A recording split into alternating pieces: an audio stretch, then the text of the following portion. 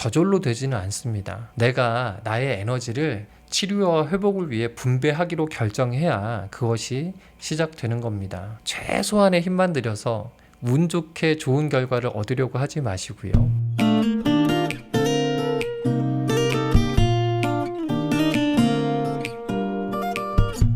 안녕하세요. 마음치유공간 여백의 여백지기입니다. 도박 중독 상태에 있는 분들이 치료를 받지 않거나 꺼리는 경우가 많으세요. 많은 분들이 중독 문제로 고통받고 있음에도 불구하고 치료의 문턱을 넘지 못하는 경우가 많은데요. 오늘은 그 이유들을 구체적으로 살펴보겠습니다. 먼저 도박 중독이 있으신 분들이 치료를 거부하는 심리적인 요인들을 알아볼 텐데요. 첫 번째 이유는 중독 문제에 대한 인식이 부족하기 때문입니다. 질병에 대한 인식, 다른 말로 병식이라고 하는데요. 도박과 관련된 자신의 상태에 대해서 문제가 되지 않는다라고 생각하는 경우이거든요. 여러 도박 중독 관련된 연구들을 통해서 반복적으로 증명되는 사실이 있는데요. 도박 장애가 있는 대부분의 환자들이 자신의 상태를 정상이라고 생각하거나 문제가 있어도 경미한 수준이다라고 평가한다는 겁니다. 그러니까 당연히 치료의 필요성, 이런 것들을 느낄 수가 없는 것이죠. 중독 상태에 빠져 있을 때 뇌의 기능에 이상이 있다는 점을 여러 차례 설명을 드렸는데요. 특히 전전두엽의 기능이 많이 약화되기 때문에 객관적으로 또 이성적으로 판단하는 능력이 많이 저하되어 있습니다. 그러다 보니까 자기 자신을 평가하는 것에 있어서도 객관적으로 평가하기가 어려운 겁니다. 그런 측면에서 보자면 이렇게 자기인식이 부족하고 치료를 거부하는 것은 중독이라는 질병의 증상이다라고도 할 수 있습니다. 두 번째 이유는요. 낙인 효과에 대한 두려움 때문이라고 할 수 있습니다. 역사적으로 과거에도 그랬고 현재도 도박에 대한 사회적 시선이 곱지만은 않잖아요. 도박에 깊이 빠지는 상태에 대해서 도덕적인 실패다, 자기 통제를 못하는 사람이다 라는 시각이 큽니다. 이런 낙인 효과가 치료를 막는 장애물이 되기도 하거든요. 실제로 도박 문제로 상담받으시는 내담자분들이나 가족들이 그런 이야기들을 하세요. 전화를 해서 상담을 신청하기까지 정말 어려웠다는 겁니다. 몇 번이나 전화를 걸려고 하다가 포기를 하고 또 이런 것들을 몇 번 반복했다고 하세요. 예약하고 첫 상담을 받으러 오실 때도 그 길이 그렇게 어려웠다고 합니다. 모두가 자기를 쳐다보는 것만 같았다라고들 하시거든요. 살다 보면 우리가 여러 가지 어려움 만날 수 있잖아요. 대부분의 사람들이 이런 어려움을 누군가에게 드러내는 것을 힘들어합니다. 그런데 도박 문제의 경우는요. 사회적으로 시선이 이렇다 보니까 더욱 드러내기가 어렵기 마련입니다. 매우 수치스럽게 여겨질 수 있거든요. 이런 감정적인 이유들이 도박 중독 치료에 참여하는 것을 어렵게 만들고 있습니다. 치료를 거부하게 되는 세 번째 이유는요. 일종의 양가 감정 때문이라고 할 수 있습니다. 도박 중독의 문제가 악화되면 살짝 두려운 마음이 생기거든요. 자신의 상태나 현재 도박으로 인해 발생한 결과들이 매우 심각하기는 할 겁니다. 그것을 부정할 수는 없죠.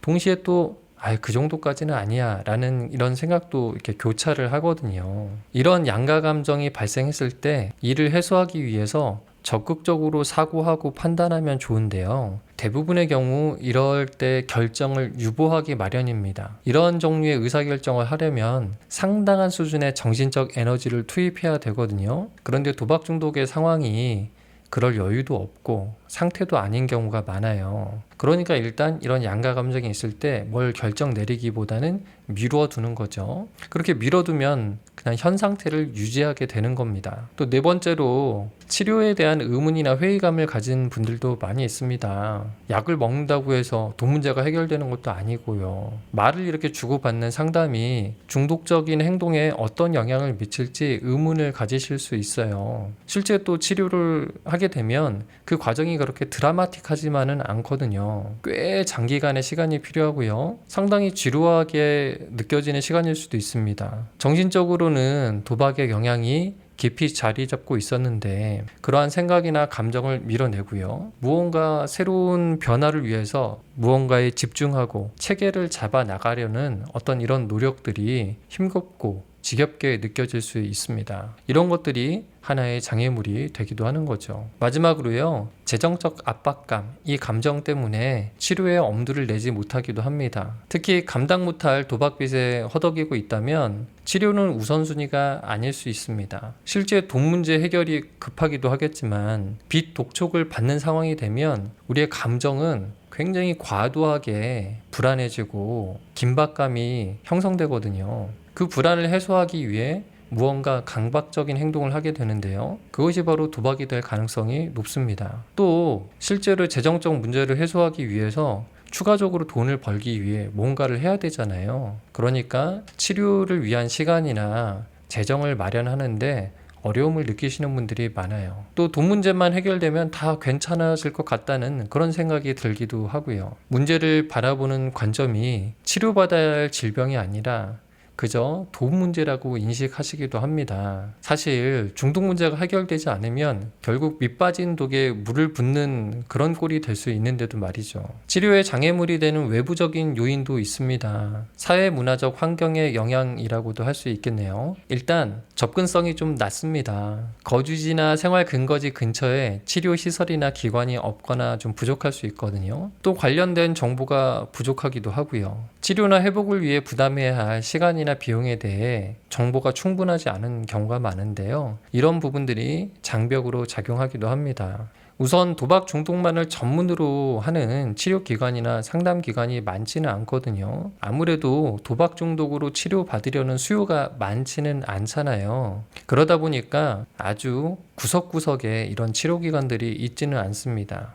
국가 차원에서 운영하는 상담기관도 광역시 단위로 하나씩 있다 보니까 거주지에 따라서 방문하여 이용하기에는 시간적인 제약이 있을 수 있습니다. 병원에서 치료받는 것은 크게 입원 치료하고 외래 진료로 구분할 수 있을 텐데요. 국내에서 중독을 전문으로 하는 입원 시설이 또 많지가 않아요. 입원 시설을 갖추고 있는 정신건강 전문 병원에서도 중독 환자의 비중이 좀 매우 낮은 편에 속합니다. 외래 진료의 경우에도요, 도박 중독이나 중독을 많이 다뤄본 의료진이 많지는 않은 것 같습니다. 주로 과거에 진행된 연구에서 이렇게 치료기관에 대한 접근성이 떨어지는 것, 또 치료기관에 대한 정보의 부족이 중요한 장애물이 된다라고 이렇게 많이 보고를 했는데요. 또 어떤 측면들은 최근 몇 년 사이에 사회문화적 환경이 많이 달라졌습니다. 우선 도박 중독이나 그 치료에 대한 정보에 대한 접근성은요, 정말 많이 향상되었다고 할 수 있는데요. 조금만 시간을 내면요, 도박 중독이나 치료에 관련된 책자, 자료 이런 것들은 쉽게 구할 수가 있습니다. 또 요즘은 유튜브나 블로그 등에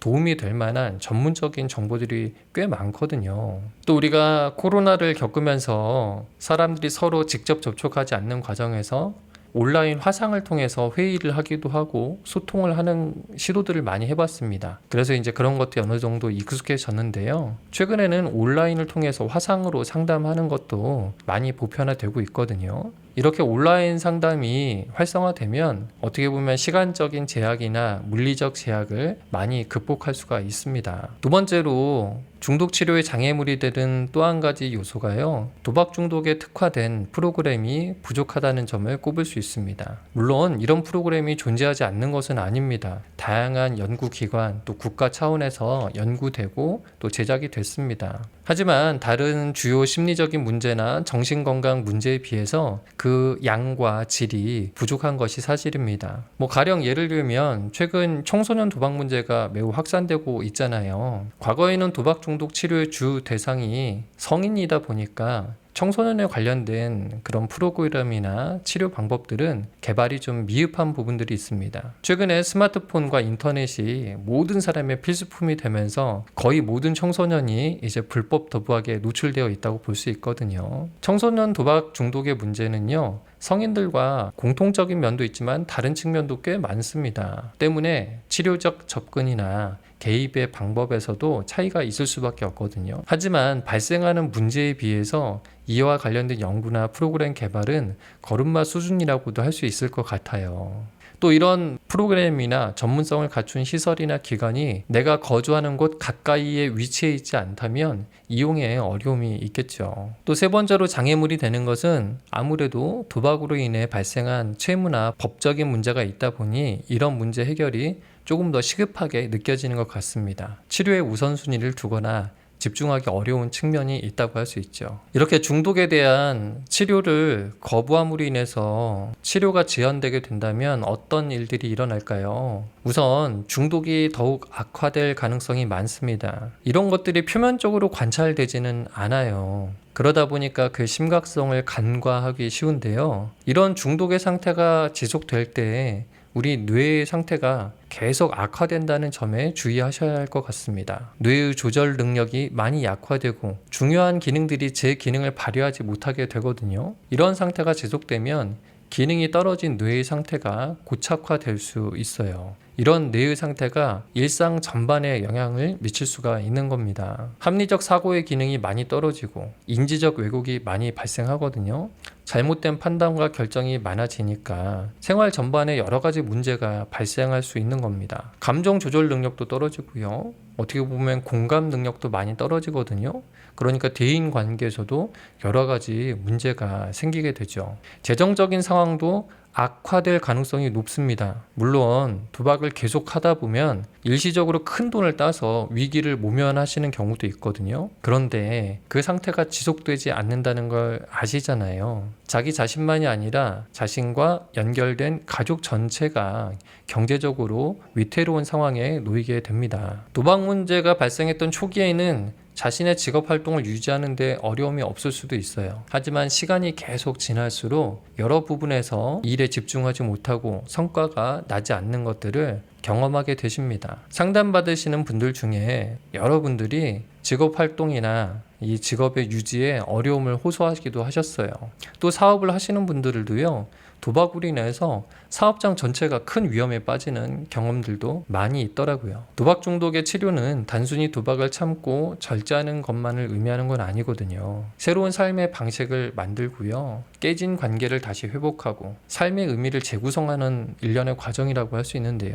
이러한 것들이 계속해서 지연되면 지연될수록 이런 기회를 얻을 수 없다는 점을 기억하셔야 합니다. 치료에 대한 거부감이 있는 분들께 그래도 그 시점에 시도해 볼 만한 것들 몇 가지를 제안드려 보려고 합니다. 우선 도박 문제에 대한 인식의 씨앗 심기를 하시라고 말씀드리고 싶어요. 현재 도박과 관련된 자신의 상태가 문제가 될 만한 수준인지에 대한 의문을 좀 가져보시라는 겁니다. 도박하면 누구나 다 이렇게 하지 않나? 이렇게 자신의 상태를 일반화하는 경향이 꽤 있으세요. 그런데 그게 알고 보면 따져보면 그렇게 일반적인 상황이 아닙니다. 자꾸 도박을 하고 있는 다른 사람들과 비교하시면 다 비슷비슷해 보일 수 있어요. 나 말고도 저렇게 많은 사람들이 이런 비슷한 상황에 처해 있으니까 조금 안도하는 마음이 생기거든요. 때문에 비교를 하신다면 도박을 하기 전에 나 혹은 도박을 전혀 하지 않은 다른 사람들과 자신의 상태를 비교해 보시고요. 혹은 도박 문제에 대한 진단을 직접적으로 받아보시는 것도 좋습니다. 두 번째로는요, 도박 중독이나 도박 중독 치료에 대한 정보를 탐색하시는 것을 권유를 드립니다. 요즘은 정보에 대한 접근성이 매우 높아졌잖아요. 매우 전문적인 자료를 구하는 것이 그렇게 어렵지 않고요. 게다가 요즘은 인공지능이 많이 발달해서 거기에 어떤 질문을 했을 때 상당히 질 높은 답변들을 얻을 수가 있습니다. 어떤 결론에 이른다라기보다는요, 그런 정보들을 계속해서 접하시기를 권유해 드립니다. 그 내용들이 익숙해지도록이요. 읽어두시고 이것을 받아들이시다 보면은 일상생활에서 도박을 하거나 또 도박을 하고 나서 그런 내가 보았던 자료들이 혹은 그런 정보의 내용들이 문득문득 생각나기도 하고요. 자기 자신의 일상에 적용해 볼 만한 것들이 많다는 것을 발견할 수가 있거든요. 세 번째로는요, 치료기관이나 상담기관에 가볍게 접촉해 보시는 것을 추천드립니다. 처음 치료기관에 접촉하기까지 많이들 망설이시거든요. 그런데 막상 전화나 방문을 해보시면 편안하다고 말씀하시는 분들이 많아요. 자기 상태에 대한 불안도 좀 있고요. 또 자기 자신의 행동에 대해서 혹시 비난받거나 좀 안 좋게 평가받을 것 같은 두려움들이 있으시거든요. 근데 막상 상담을 해보시면 생각보다 마음이 편안하고 그리고 나와 같은 사람들이 되게 많구나, 내 처지가 이렇게 공감을 받을 수 있는 부분도 있구나 라는 것들을 느끼시게 됩니다. 또 도박을 하면서 자기 자신에 대한 자기 상태에 대해서 궁금했던 부분들이 있잖아요. 그런 부분에 대해서도 어느 정도 답변을 듣고 정보를 얻을 수가 있거든요. 국가 차원에서 운영하는 기관에서는요, 채팅 상담, 전화 상담 이런 것들의 서비스를 제공하고 있거든요. 그렇게 접촉하기 쉬운 것부터 출발하시는 것도 방법입니다. 또 회복을 위해 개설된 온라인 카페나 커뮤니티도 많아요. 여러 정보들을 접하시다 보면 치료의 문턱을 낮추는데 도움이 될 겁니다. 네 번째로 작은 변화를 시도해 보시기 바랍니다. 공식적으로 어떤 기관이나 상담실에서 치료나 상담을 받기 전에 자기 자신에 대해서 한번 테스트를 해보는 것도 괜찮을 것 같아요. 작은 변화들을 한번 시도해 보는 거죠. 도박하는 시간을 줄여보거나 금액을 줄여보거나 어떤 목표와 계획을 세워서 그 목표와 계획대로 도박을 해보시는 거. 또 도박을 하더라도 일상생활에서 내가 꼭 지켜야 될 원칙이나 목표, 계획들을 세워보고요. 그걸 실천해 보시는 겁니다. 이런 것들을 한번 이렇게 실천해 보시면서 내가 얼마만큼 계획한 대로 행동할 수 있나, 그게 잘 지켜지나, 이러면서 내 조절력이나 통제력이 어느 정도 수준인지 가늠해 보시는 겁니다. 마지막으로요, 자기 연민의 감정을 가지시기를 바랍니다. 도박 중독이라는 것은 의학적으로 질병으로 규명이 돼 있거든요. 어떤 비난과 비판의 시각에서가 아니라 하나의 질병의 차원에서 이해하시고 내가 치료가 필요하고 도움이 필요하다는 것을 인정하시는 것이 치료를 선택하는 데 도움이 된다고 생각합니다. 도박 중독 문제가 있으신 분들이 이렇게 치료를 거부할 때 가족들은 어떻게 하면 좋을까요? 당사자가 치료를 거부할 때 가장 힘들어하는 사람들은 바로 가족이거든요. 가족은 당사자에 비해서 중독의 심각성에 대한 인식도 높고요. 치료의 필요성도 크게 느끼는 편입니다. 입장이 서로 반대가 되면 좋을 텐데 안타깝게도 가족들은 치료에 적극적인 반면 당사자는 치료에 대한 거부감을 가지고 있는 경우가 많아요. 제일 안 좋은 상태는요, 가족들이 중독자를 비난하면서도 동시에 중독자의 도박빚을 대신 갚아주는 경우입니다. 이 반대로 행동하는 것이 효과적이거든요. 금전적으로는 전혀 도와주지 않으면서 동시에 비난하기보다는 지지하고 위로하는 태도를 가지는 것이 훨씬 효과적입니다. 그런데 이게 너무 어려운 거죠. 중독자에 대한 원망의 마음, 동시에 또 중독자가 처한 금전적 어려움이나 심리적 어려움을 도와주고 싶은 마음이 가족들 안에 동시에 일어나거든요. 이게 이제 우리의 본성에서 출발하는 두 가지 마음입니다. 이것을 거스리는 것이 쉽지가 않아요. 그래서 가족들이 사전에 중독에 대해서 공부하고 미리 마음을 단단히 먹고 준비하지 않으면 그 본성을 역행해서 행동하기가 어렵습니다. 금전적인 부분에 대해서는 단호하면서도 심리적으로는 부드럽고 지지적으로 중독자를 대해 주시는 것이 치료 참여에 보다 효과적이다. 이 점은 그래도 강조해서 말씀을 드리겠습니다. 그리고 이왕이면 중독자가 자신의 중독 이야기를 편안하게 이야기할 수 있는 분위기를 만들어 주시면 좋거든요. 이건 역시 쉽지는 않죠. 강제로 치료에 참여하게 할 수는 없지만 그래도 치료에 대해서 권유를 하시는 것은 좋습니다. 치료나 치료기관에 대한 정보를 좀 제공하시고요. 처음 시작할 때 동행해 주시는 것도 하나의 방법입니다. 하나의 연결고리가 될 수 있거든요. 이 과정에서 어느 정도의 밀당을 하셔야 돼요. 한 번에 되지 않습니다. 그리고 지나치게 강제성을 가지거나 가족이 지나치게 주도성을 가지는 것은 장기적으로 봤을 때 도움이 되지 않기 때문에 최대한 자발적인 참여가 일어날 수 있도록 환경을 마련해 주시는 것이 좋습니다. 제가 무슨 큰 질병이 있지는 않은데요. 여러 가지 잔병이 좀 많고 그것으로 인해서 여러 가지 어려움들이 좀 있습니다. 제가 식습관이 좋지 않거든요. 나이가 좀 어리고 젊었을 때는 그런 습관을 문제로 여기지 않았어요. 물론 살면서 건강에 조금씩 좋지 않은 신호가 오기는 했거든요.